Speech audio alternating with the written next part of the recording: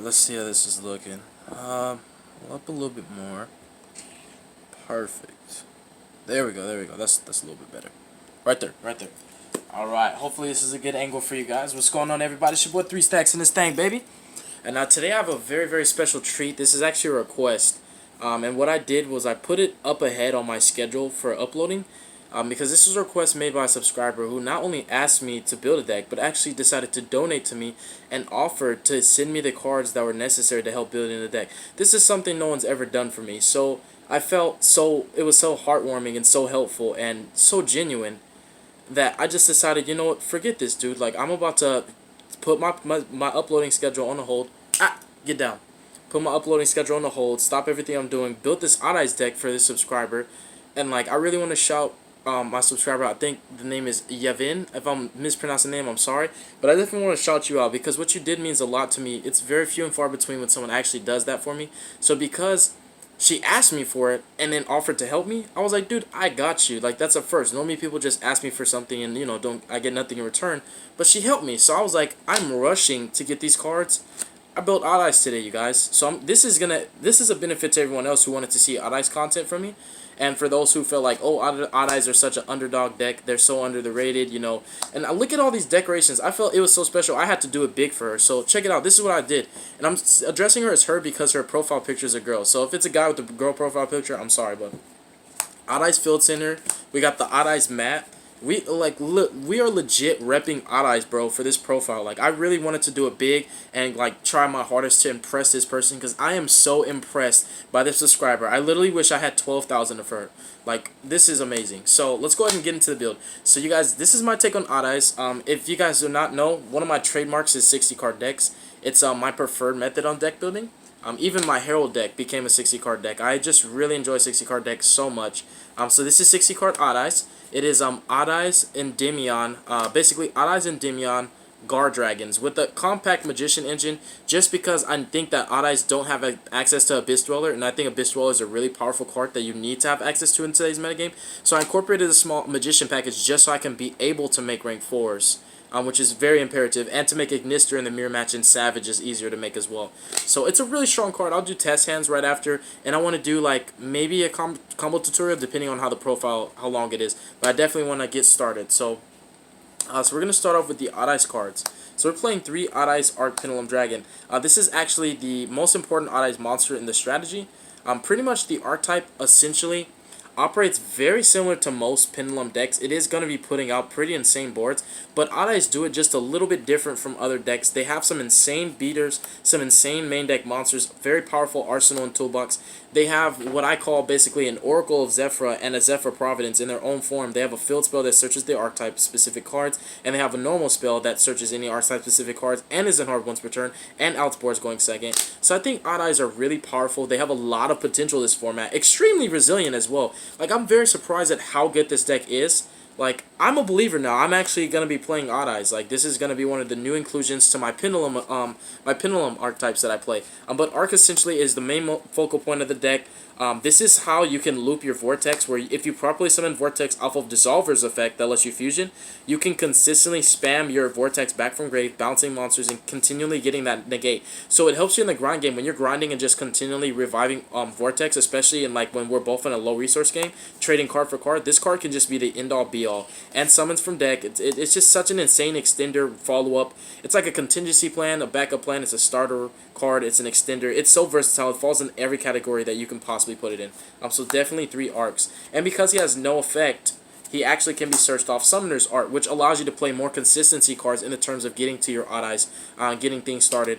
And it also has great synergy with Electromite because you can have a Persona and scale, pop Persona, grab something off Electromite, and trigger your Arc. So Arc gets crazy combos off Sky Iris and Electrum, and when people are crazy enough to actually Twin Twisters you and stuff like that, it's really good. As long as they don't twin him, obviously. Next up, we play 3 copies of Persona.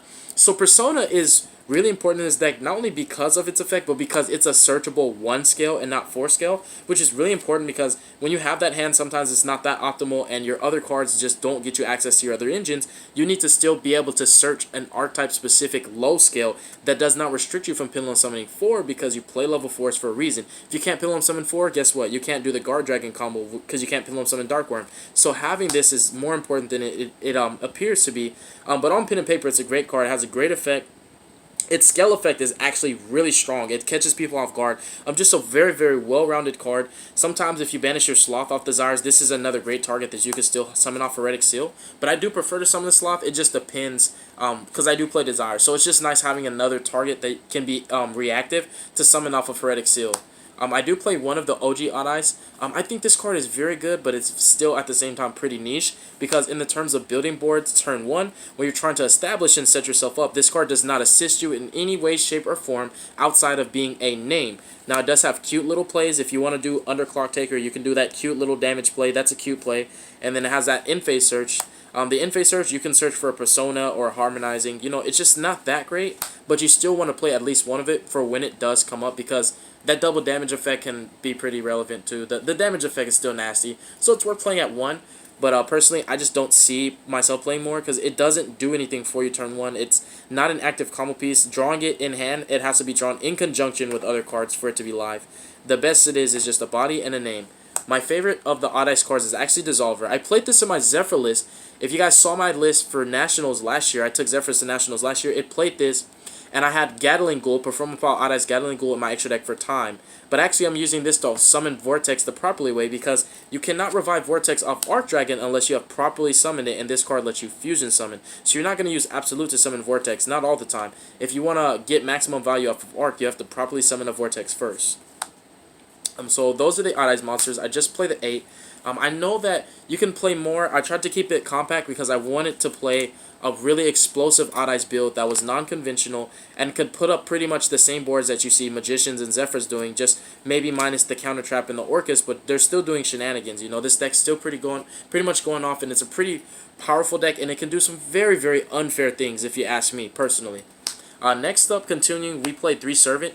Now Servant, when we get to the spell count, you'll understand why playing Servant is such a it's like a must in pretty much any Pendulum deck I'm gonna play personally, especially with Nibirisu coming out. Like, it's a card that helps you to counter that and interact further with boards going second. It's an extremely resilient and powerful card. It's an embodiment of power. It's a starter. It's a follow. It's extender. Like, it's just like Arc, where it can be so versatile and you can use it in so many different ways and manipulate it. Typically, you resolve one a duel, but whenever you get to resolve the second one, it gets even better because you're just putting out massive damage for OTKs and easily going into Boil Swords. I play 2 Endymions in the list because Pendulum Summoning 7s is actually really good, and because this is not Zephyrs and I'm not having Zephyrath as a skill all the time, Endymion's not as bad of a card to have, especially you don't actually need spell counters for him to use his effect to negate. You just need a card with spell counters. So having double Endymion can be really incredible because his effect's not once per turn. He's a level 7 for rank 7 plays. You still play Desire, so you want to have an extra copy, and there's nothing wrong with this card. It's such an incredibly powerful card. Odd Eyes Endymion is such an insane deck, you guys. I'm continuing with more packages. We play 3 copies of Mythical Beast Master Service. Now, Master Service is, of course, a starter card / extender. It also is a really powerful card in the terms of breaking boards going second because he does have the interaction to banish monsters and gain their attacks so you can push for damage. And also, in the Draco matchup, if you get counters on him, he can't be destroyed by card effects, which means they either use Apocalypse to half or they can't get over him. So it can be really detrimental in that matchup. I do play Double Jackal. The same theory and concept for the double Endymion. Not only because it's good to play to, but because I don't ever want to banish all my targets off Desires. Because not having a target for Servant is probably one of the worst feelings ever. But Desires is a +1 that if you can play it, you should play it. But if you don't want to, you don't have to. But it's like a +1 that's just so necessary in a lot of different interactions. I'm continuing. I hope you guys can see everything going on back here too. Matter of fact, let me go ahead and make sure. Yeah. So what I need to do is go ahead and push these up a little bit. And then I can move these up a bit. And then I just really need this quality to be like perfect because I really want to impress this subscriber that I'm doing it for. Like, I really want her to be impressed because like it means a lot that she did this for me. So I definitely want to do like the best job that I can. Okay, let's get it like that. Perfect. So, okay, so again, like I was saying, triple chronograph sorcerer. We all know that chronograph is amazing in Pendulum decks. So many different interactions that this card actually enables. There are certain interactions that are not possible without him being in the deck. So, very much so, he opens doors and windows of opportunities for you. In mid game, in late game, the card is just as. That's the thing with Pendulums. There's so many cards that they play that are multi-purpose. That's why I consider them to be versatile, because they're not just a one-trick pony, linear, simplistic play. They're very impactful in so many different times and points in the game, starting and finishing, and mid to late. And of course the Time Gazer. That goes in tandem with also the small Magician package that I play. I play 2 copies of Harmonizing Magician. And I would normally have a lot of energy, but I am at my friend and my teammate Chris's house, and I'm not trying to be too loud because I do not want to disturb the peace. I hope you guys understand why my charisma and enthusiasm is a little bit lower than normally. But trust me, I'm still very happy and excited. I just want to respect the household that I'm in, if you understand. We also play 2 purples and 2 harmonizing, and the 1 Time Gazer would basically be the culmination of the magicians that I'm playing.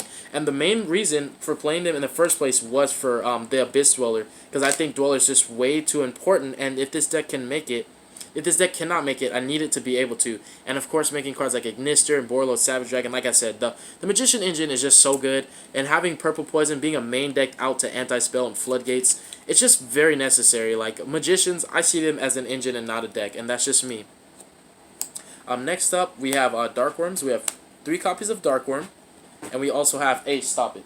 We have 1 Gate Zero. Now, this is pretty much every Pendulum deck, especially if you want to play the Guardragon Eccentric build, which you don't have to, but Guardragons are so good that why would you not play them? You definitely want to have access to Dark Worms. Now, I play 2 Dark Worms conventionally in all my traditional builds, even in my Zephyr build, but because I play Desires in this deck, and also because Dark Worm is probably like the second most important card in your deck, you definitely don't ever want to banish all of your copies of Dark Worm, because that just hurts my ball sack if that ever happens, and I don't want my ball sack to be hurt. You want 3 stacks balls to hurt? Nah, bro. We need to keep our Dark Worms in that deck so that we can resolve our Guardragon combo. Now, I could play Double Sloth, but the beauty of this deck is we have 3 Personas, so if this gets banished, we can still interact with our opponent by summoning Persona off of the seal. And then, of course, we play the Destrudo. It's an extender that you can get freely off of your Guardragons, so that if you have an extra body, you can push for that Dawn Dragster, which plays around Super Poly because of its attribute, which is really cool. So, that's pretty much it for your monsters. I don't play any Orcus in this deck. Now, you know, Orcus are nice, but what this person specifically requests, she wanted Odd Eyes Guardragon. And I wanted to put some sauce in it, and you guys see some of the spice and ingenuity. And a lot of it is just Pendulum cards, so any Pendulum deck can play it. But I didn't want to put Orcus in it, and, you know, it's not that Orcus aren't good. I just didn't want to deviate from the trajectory, you know what I mean? So that's it for monsters. We'll put monsters over there. Now, moving forward to spells, we're going to start off with 3 copies of Sky Iris. Now, Sky Iris is a very impressive field spell, and it has what's known as longevity. It has a lot more longevity than Oracle in the terms of deck thinning capability, searching out your combo pieces, because Oracle of Zephyr only gets a search on activation. Now, it does have other effects, which can be minuscules, interactions. Sometimes you can stipulate your opponent's plays and hinder what they can do with the Oracle, but Sky Iris provides protection and searchability, and it's a once per turn, just every turn. So once you see 1 Sky Iris, as long as you can maintain that and protect it, it'll enable you to trigger your arc every turn, reviving Odd Eyes Vortex from graveyard, search out your deck for more combo pieces, and set up bigger boards and bigger pushes.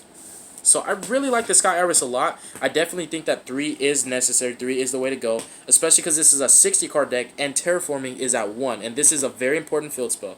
Next up, for more archetype-specific cards for the Odd Eyes, we played 3 copies of Spiral Flame Strike. Now, Spiral Flame Strike essentially adds an Odd Eyes. Basically, it can add an Odd Eyes, a level 7 Odd Eyes from your deck to your hand. But the other beauty, and it also can add it face up from your extra deck to hand too. The other beauty is if you control an Odd Eyes card, you can target 1 card in the field and destroy it. So this is built-in spot removal for the archetype, which is assist you going second. It also can out floodgates, it can out problematic boards, it can help you playing through disruptions, baits negations, and because it's not once per turn, it never clogs your hand. It never clogs your hand because you can always activate all of them. So what happens is, normally for me, being the conservative player that I can be sometimes in certain interactions and matchups, if I draw 2, I might resolve 1 and then hold the second one for if I need it for the pop ability so I can out things. But if I need both of them, then I'll just use it that way. But Spiral Flame Strike is such an insane card. It doesn't have to have Ades in its name because it's a searcher anyways. It's an incredible spell. I'm so grateful that Ades actually have this in their archetype. Next up, continuing with the spells, we have 3 copies of Duelist Alliance. Now, Duelist Alliance is an incredible card in this deck because Ades Pendulum Dragon and also Ades Arc Pendulum Dragon both have Pendulum in their name, so you have a lot more valuable targets in this deck. And what's cool is whenever you have, like, for example, access to your Ades cards, you can just use this to search Pendulum Call. So that way it's more flexible and it's less of a dead draw. So that's the other beauty of playing the Pendulum Magicians in the deck, is that if you have access to Arc already and you've got all your Ades cards, because if you open like Iris and Flame Strike already, this just searches out Pendulum Call. So it just makes sure that you're not drawing dead cards and it keeps your hand alive. And also, it helps you out to load your Servant, because we do play the Servant of Endymion. And also we play 3 Spell Power Grasp because Servant of Endymion is the best Electrum Turbo card. It's the best. It summons Electrum with protection, and there's no better Electrum Turbo card than her. She's insane. So we play 3 of this to search her out because she's very important. And what you want to do is you want Servant to be the first card you activate every turn, and you want to resolve her every duel. So it's just really important. If you haven't seen her, you're seeing her off of Electrum.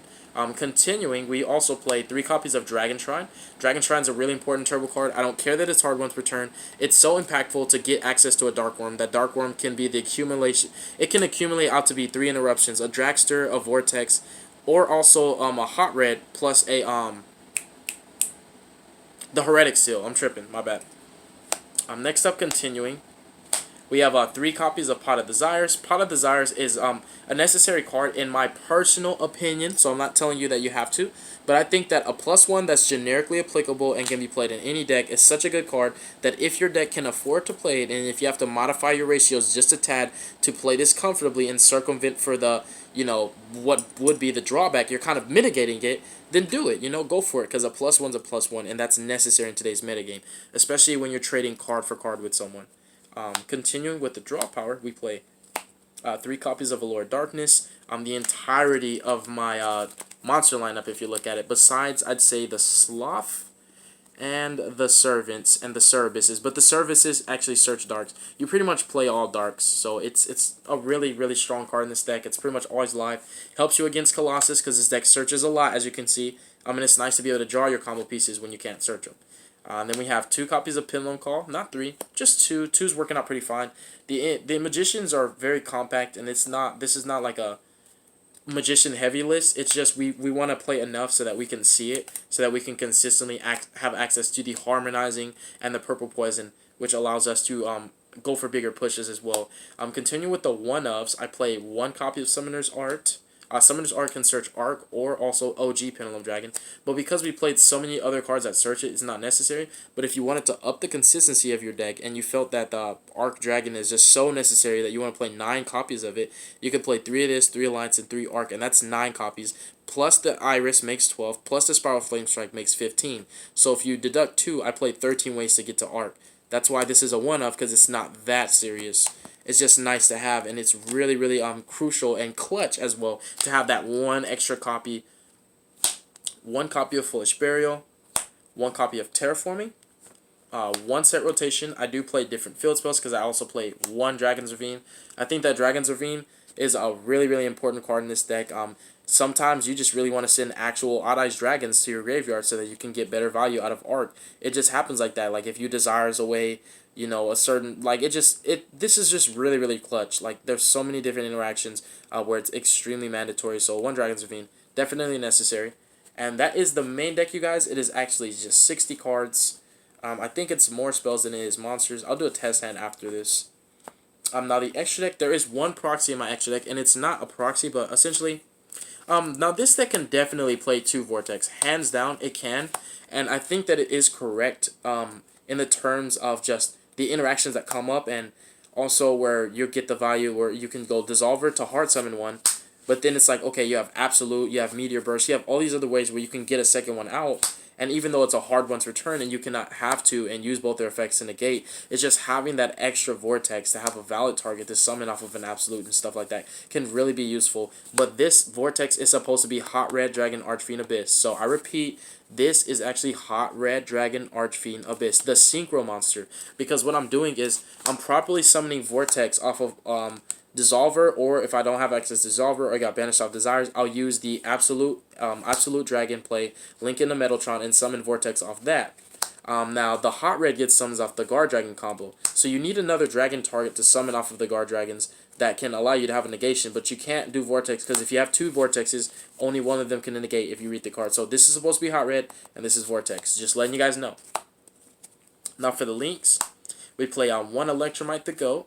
We play one Heretic Heavenly Spheres. We play one LP, one Agripane, one copy of Triple Burst. We play one Zephyr Metaltron. Zephyr Metaltron is also a really strong card, just because it's so hard to get off the board, and summoning it in your like if you can end your board with this, and sometimes you can with your ending combos, it pretty much guarantees that you have open zones for your next turn to Pendulum Summon 3 as long as you can protect this. But when you think of how many negates you put out, they're not too worried about this. They're more worried about trying to bait those negates so they can play Yu-Gi-Oh! So this card is oftentimes very underestimated and just forgotten about. And they also forget about the effect where you put your negators under here and they kill them. This guy can add Electromite from your graveyard back to your extra deck, and you have an Electromite for your next turn. So Metaltron is so good if you have space for it. And this is an ultimate rare Japanese Skull Dread that my teammate Chris gave to me. It's Skull Dread is necessary in this deck because sometimes you have to do the Guard Dragon combo like that, like where you go Skull Dread, you'll put LP here, and it's easier too. You'll just put LP here,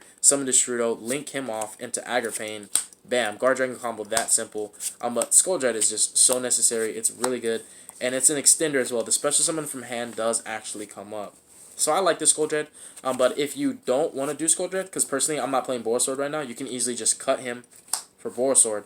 But the other interaction is when you do Absolute into Vortex and summon this guy first, and you haven't done your Guard Dragon combo, you'll put basically you'll do LP right here, and then you'll use an extender, whatever extra body you had on field, put LP here first, then you'll link him off into Skull Dread, then you do the Guard Dragon combo like that. So it also comes up because you sometimes have to do Metaltron first before you do Guard Dragons, because you want to trigger your Vortex, and you can't summon Underclock Taker because he doesn't have arrows that point this direction for LP to actually do that. So hope that makes sense. Now for the Synchros, we play one Savage, one Ignister. If you can play Ignister in your deck, play it. It has nothing to do with Guard Dragons. You saw I'm not playing Draco Slayers. I play Ignister because he's a god in the Pendulum Mirror match. If you did not know, this card can destroy a Pendulum monster in either player's field, and a card in a Pendulum Zone on either player's Pendulum Zone, and then shuffles a card from the field to the deck. So he's spot remover that doesn't target or destroyed, and when you're in the mirror match, when they have cards like, for example, like, let me read, you can target one Pendulum, so it can't interact with Endymion, but for example, they have a Jackal King that already used this effect, and you can't break the board completely.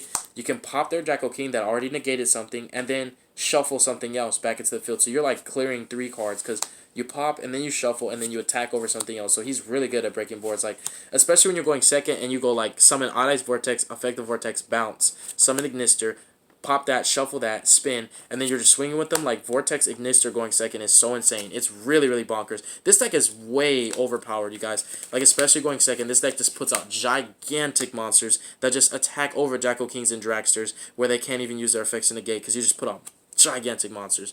Meteor Burst is so good, and his effect that says basically your opponent can't do anything in battle phase is so incredible. You could just summon this, just go straight to battle phase, and basically the responses that they would have used, like, I'll read this card if you don't think I'm, like, you know, if you think I'm capping. So the special summon target a card in the Pendulum Zone is special summon it. I think a lot of people know about that. People use this. I used to use this in my Infernity FTK deck. But what's really important, one of the best effects of this card is right here. It says, monsters in your opponent's possession cannot activate their effects during the battle phase. Now, possession is different from field. Possession applies to hand, it applies to grave, it applies to field. So if you summon him and then go straight into battle phase, all the cards that could have negated this, that, and the third, you can just attack them, and they will not be able to do anything. And you can't also, this can, if they were silly enough to not activate the Heretic Seal at that point, once you go to battle phase, if they don't read this card and you attack into Heretic Seal cannot bounce. So this card's just underestimated. It's really good. It's a good pressure card. And it also helps, it not only helps breaking board, but it helps making board. So again, versatile double-edged sword. We got Don Dragster. And then for the only XYZs, now the extra deck can be totally different based on the player, but this is my build for right now. I can change it in the future. This is the first of many Odd Eyes builds to come. But I'm playing one Absolute. Very necessary. It helps you to grind too, because you can detach negate effects and then, you know, negate attacks, not effects, negate attacks, and then special summon Odd Eyes.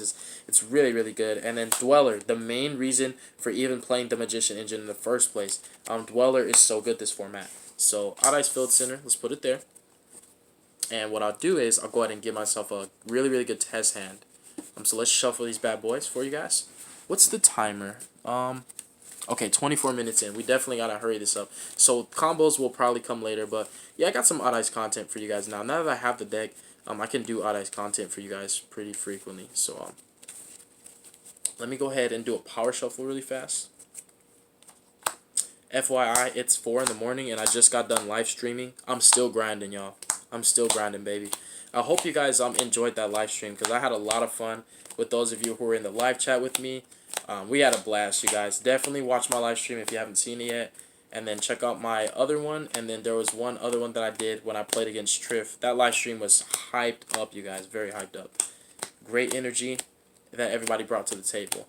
And very positive, too. I appreciate it. Alright, that's exactly 60. I wish that the deck size limit was 80, because I'd play 80 card decks. I'm that crazy. It works, I'm telling you. And I still wouldn't be scared about not drawing my side deck cards. I'll just play 80 cards in my main deck. Alright, so let's see what this hand is looking like. I know the hand's going to be gas, because this deck is, when I say this deck is consistent, this deck just doesn't brick. Like, it doesn't play any bricks. Like, it doesn't. Yep, the hand's gas like I thought it would be. We drew double Endymion. That's totally fine. It's absolutely okay. What we want to do is summon Jackal King anyways off of her. So let's go ahead and go Desires. Actually, what we want to do so that we don't... This isn't dead. Let's go set rotation first. And I'd say, do we have access to Arc? So we have neither access to Arc, nor do we have access to Darkworm. So let's go so let's go set rotation into... what's more important? Let's do this. Darkworm. No. Yes, actually yes. Ravine. Okay, and then we'll give our opponent the Sky Iris. So let's get a Sky, and let's just put it over here on the invisible opponent's field. Now that we got the one of Ravine out of our deck, we can go Desires, because I definitely don't want to banish the Ravine and then have a set rotation that's dead. So that was a smart play. And if you want to bait the Ash, if you feel that Desires is more important, you can activate this first, because they technically don't know that you have Desires in your hand. So you can pitch Endymion. And this is a test hand, so we're not going to pretend that it got Ash. We're going to go ahead and send Darkworm, use his effect, summon him, and then we'll search the other one up that we definitely don't want to banish. We'll grab our Gate 0.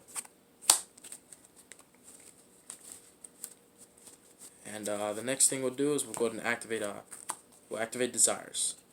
Let's go 1, 2, 3, 4, 5, 6, 7, 8, 9, 10. And the two we draw are Dragon Shrine and Harmonizing. We banished a Darkworm, 2 Alliance, the Time Gazer. Okay, that's not bad at all. We can play Yu-Gi-Oh! And we still have Destrudo and a Morphage Sloth, and that's really important. So the next thing we can do here is go ahead and normal the Harmonizing, and we can make Electromite.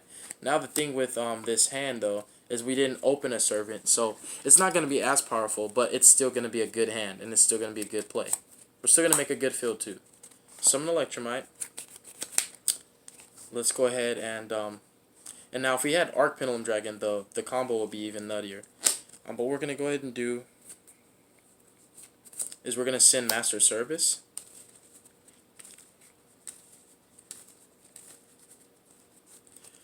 Ooh, okay.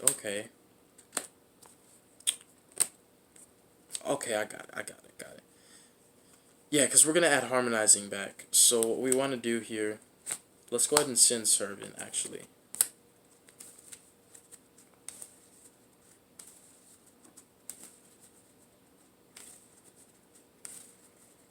Let me think. If we do... No, that's right, because we're adding harmonizing. So we want to send something and we pin something. That's right, that's why I did that. So we can send Dissolver if we wanted to, and that can summon Vortex. Or we could send Jackal King, and Jackal King would be able to interact with Endymion, so that means you put out 2 negates. But also at the same time, Endymion is our high skill, so I think what we'll do is we'll send the Dissolver. I think that's the correct play. And I do want my draw because I am a greedy duelist, and this card's not doing too much in my hand. I'm gonna scale that, pop it, and add my harmonizing. I'm gonna draw a card. It's an alliance.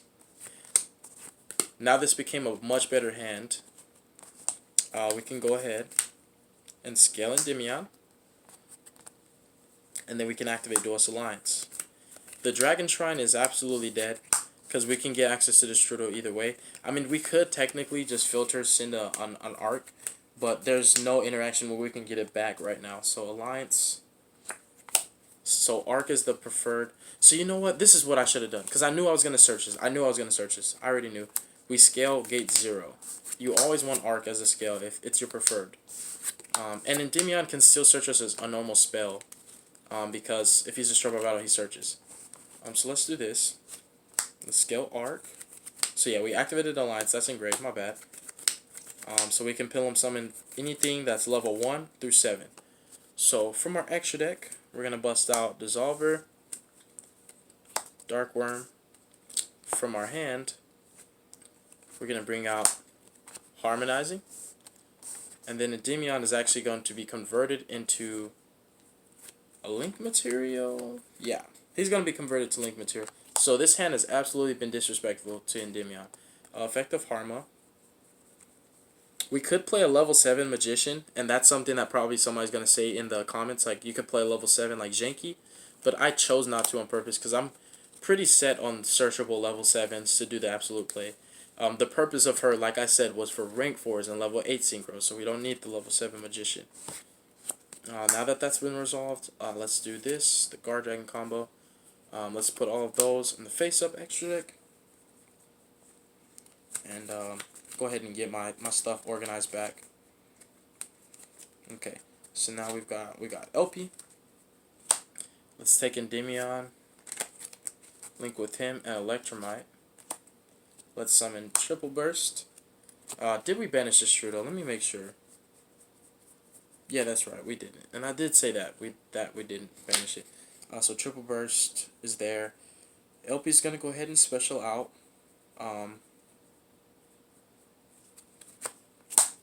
The Strudel.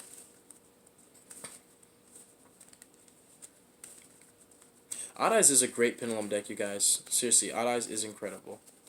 And let me confirm something here. On field, summon using this card you control, as well as other monsters that I control. Okay, let me see something real quick, because I think I might have messed up on my Dissolver. I think my Dissolver. Let me just check something real quick, you guys. Oh, okay, cool. I didn't mess up. Never mind. I'm tripping. It's Link. He's better in skill though, because he can fuse pretty much anywhere you want. Agripain. Agripain's gonna summon. Remember what I told you the first Vortex was. This is actually the hot red, and this is the real Vortex. I told you guys that already when I went over the deck profile and did the extra deck. So what we're gonna do here is let's convert those two. Some of the heretic, and there's choices for our board. So what we can do is actually, yeah, this might be the better, instead of just